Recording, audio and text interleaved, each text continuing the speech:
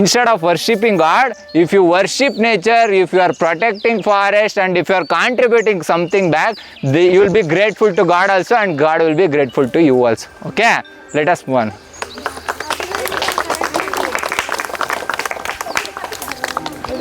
This tree is known as terminally Arjuna. ಕನ್ನಡದಲ್ಲಿ ಇದಕ್ಕೆ ಮತ್ತಿ ಮರ ಅಂತ ಕರೀತಾರೆ. So what is the speciality of this tree is, ಇದು the bark is the right bark ಇದೆಯಲ್ಲ, ಈ bark ಅಲ್ಲಿ ನ್ಯಾಚುರಲ್ ಮಾರ್ಫಿನ್ ನ ಎಕ್ಸ್ಟ್ರಾಕ್ಟ್ ಮಾಡ್ತಾರೆ. ಮಾರ್ಫಿನ್ ಅಂದ್ರೆ ಗೊತ್ತಾ, ಡ್ರಗ್, ನ್ಯಾಚುರಲ್ ಡ್ರಗ್. ತುಂಬ cancer 3rd stage 4th stage ಇರೋ ಕ್ಯಾನ್ಸರ್ ಇರೋ ಪೇಷಂಟ್ಗೆ ಆ ಮಾರ್ಫಿನ್ನ ಕೊಡ್ತಾರೆ. ಓಕೆ, ಅದು ಏನಪ್ಪ ಲ್ಯಾಬೊರೇಟ್ರಿನಲ್ಲಿ ಪ್ರೊಸೆಸ್ಸು ಮಾಡ್ಬೋದು ಮಾರ್ಫಿನ್ನ. ಬಟ್ ಇದರಿಂದ ಈ ಬಾರ್ಕಿಂದ ನ್ಯಾಚುರಲ್ ಮಾರ್ಫಿನ್ನ ಎಕ್ಸ್ಟ್ರಾಕ್ಟ್ ಮಾಡ್ಬೋದು.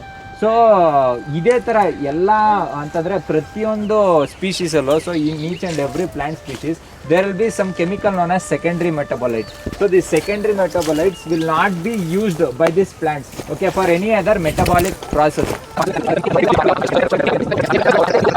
So 6th and 7th standard, raise your hands. Okay. Okay. How many types of soils are there? Yeah, name any 2 types of soil. Very good. Black soil, red soil, alluvial soil, laterite soil, mountainous soil. So why is there a difference between the characteristics of all these soil? You should tell me.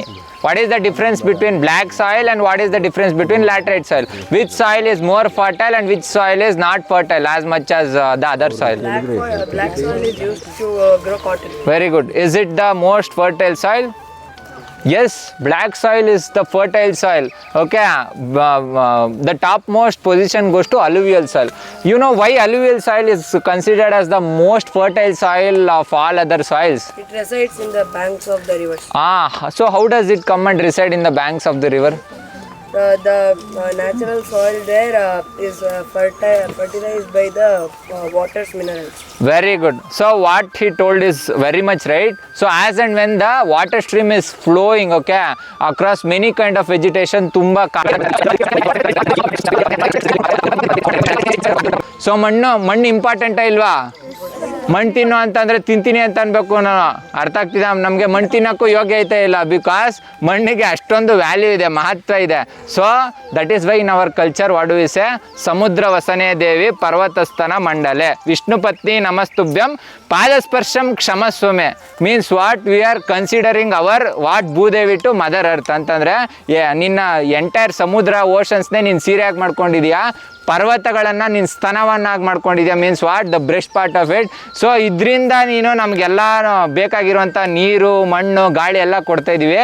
V are sitting on you, we are spitting on you, please sorry Bhudevi ಅಂತ ನಾವು ಕೇಳ್ಕೊಳಕ್ಕೆ ಮಾಡುವಂಥ prayer. So this tree which you are seeing behind my back is known as Butea monosperma, or ಕನ್ನಡದಲ್ಲಿ ಮುತ್ತುಗದ ಮರ, ಸಂಸ್ಕೃತದಲ್ಲಿ Palash or ಬ್ರಹ್ಮವೃಕ್ಷ.